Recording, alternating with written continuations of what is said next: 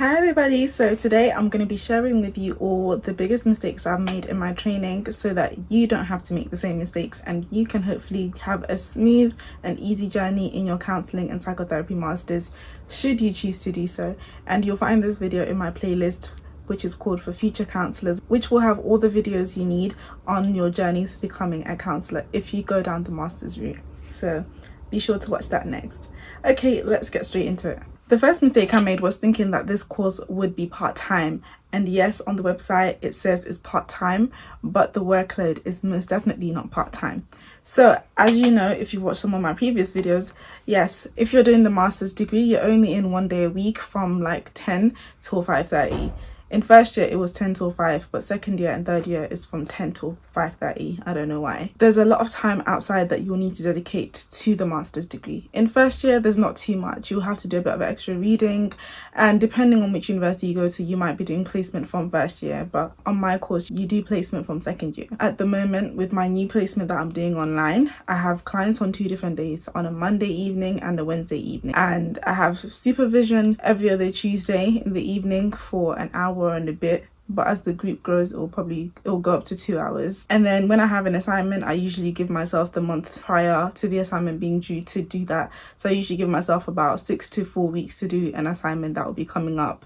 So that's extra time, of course, that you have to give to your assignment. And then I have to do therapy once a week, so that's an hour every week. So there's a lot of things that you have to do. And then once you do have clients, you're doing paperwork for that, and you still have to do extra reading for your assignments. You don't just sit down and write the assignment. So it's most definitely not part-time, because you'll have a few other days that are dedicated to placement, supervision and therapy, depending on how much you split it across your timetable. You could do it all in 1 day or a few different days. Sometimes it may be up to you, sometimes it may not be up to you, but essentially it is not part-time. Of course, they only call it part-time simply because of the amount of hours that you spend in class learning. So if it wasn't that, then it would be a full-time course. The second mistake I made, which I don't think was through any fault of my own, was looking for a placement just a few months before I had to start placement. So of course in first year you don't know anything much, especially if you're doing placement in second year, not from first year. That the university told us to start looking for a placement around like June. So after we'd finished in May, around June they said start looking. So we had June, July, August, September, and by September you could have started your placement. I would recommend, if possible, start looking for your placement at least 6 months before, because a lot of the placements do not prioritize volunteers, so they take quite a lot of time to find your application, read through it and accept you and get back to you. There are some placements that I applied for that never got back to me, or got back to me like after a few months when I'd already accepted a different placement. So if possible, you don't necessarily have to wait for your university to say to you start looking for placement. Email somebody, email the module leader, the module convener, whoever it is that you need to email.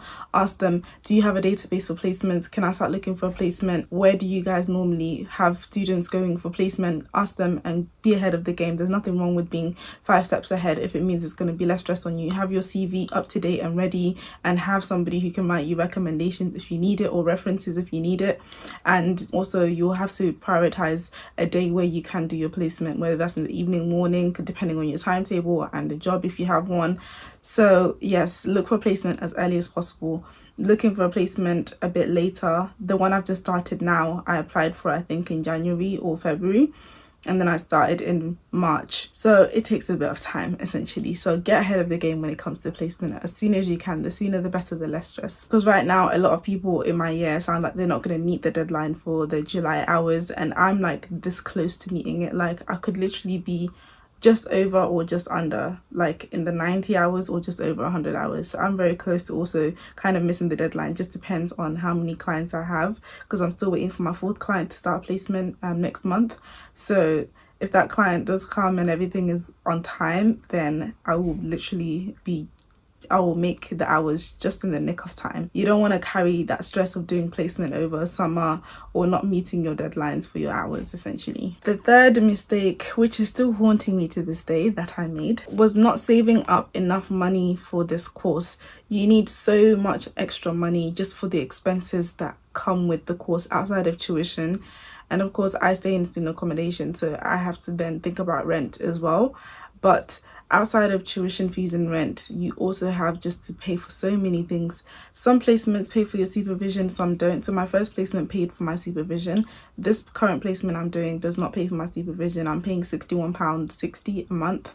And yeah, it's just like, so I'm paying essentially £30 for each session because I have 2 sessions a month. So it's just money going like that. And then every week I've got therapy, which is costing me £40 at the moment. So 61 plus 40, so already over 100. And therapies every week, so that's £40 a week, not a month. I don't even want to calculate how much that is. But point is, I wish I'd saved up enough money so that I could pay for like my therapy in bulk. I could pay for my supervision in bulk, maybe for like the whole academic year or a few months in advance, at least, maybe just to cover me, so that I don't have to feel like I've got so many bills coming out every month. And of course, there are some one-off payments, which I talked about in the video, the true cost of becoming a counsellor. So there's also the one-off payments, paying for your insurance, paying for your membership annually for the 3 years. So if you can save up or do a part-time job on the side, do that, because it will benefit you a lot in the long run, because you don't want the stress of academia and then also financial stress on the side, which was a reason why I almost didn't even come into second year, because of financial stress and financial burden of this course. So if you can save up as much as you can, even if it means delaying starting the course to the next year instead of this year, September, then do that as well. I've been lucky enough to have therapists who are a bit understanding, and if I say that I can't pay for my therapy until the end of the month or for a few weeks, they're very understanding. So it just depends. Some are very kind and understanding. Just ask and, you know, check if they are gracious enough to allow you to not pay straight away sometimes if you are lacking on money or you're waiting for money to come in. A fourth mistake that I've made, and I'm kind of still making, was not reading enough. Honestly, in first year I read because we had a seminar which you would discuss the paper that went hand in hand with the lecture. So the paper you would read in the seminar would have been picked by the lecturer if you did the lecture, and discussing it and what you learned from it and blah blah blah. And honestly, that was the only reason I read papers every week, was so that I could be present in the seminar and have something to contribute. And after that, look, I haven't really been reading. I'm going to do a video on the books that I read in this time, but honestly, reading papers, I only do that for assignments. I don't read papers and articles in my spare time. I do tend to like academic and non-academic books, which I read. But as for the course and reading just for the sake of reading, not really my thing. But if you can spare time or allocate yourself in the evening, maybe to read like 1 article a week or 1 article a month or something, just so that you're up to date on certain things, or maybe an area of interest or something that picked your brain in the lecture, and reading up on it more, I would recommend. It's still good to read, but yeah, that's something I don't do enough of. The fifth mistake that I made was thinking that I needed to do lots of reading and research and planning for sessions with clients before I had clients, because as you know from my vlog, I was so nervous. But in all honesty, you are the tool that is needed in the room, and I think that point stands for anyone who is gonna have clients for the first time. It's so important to know that you just need to learn how to be present in the room and to just use some of the skills that you've learned, because you're not going to be going through theories in your head and reflecting on a book or a lecture while you're in the session with the client, because then you can't be present. But there's so much power in being present with the client. When you are sitting there with them and you're just taking in the information, you'll be surprised what comes out of you. So what I mean by this is not saying that you don't need to read up on stuff or be prepared for your session, but I guess maybe if a client has talked about something that you have no understanding on, or they mention something that is foreign to you and you just want to quickly read up on it just to get a better understanding, that's fine. But don't put pressure on yourself to be like, I need to know these theories off the top of my head, I need to know this and that, because when you're sitting there, the client doesn't care what theory you're referring to. They don't care the name of the researcher, they don't care how old the theory is or this and that. What matters is how you apply the theory in the room with the client. You're not going to be saying, so now I'm going to use a bit of CBT and we're going to use exposure to help with your phobia. Like, you're not going to say that to the client. So you might do a bit of psychoeducation, but even then that needs to be still very, very basic and use very simple language for the client to be able to understand it anyway.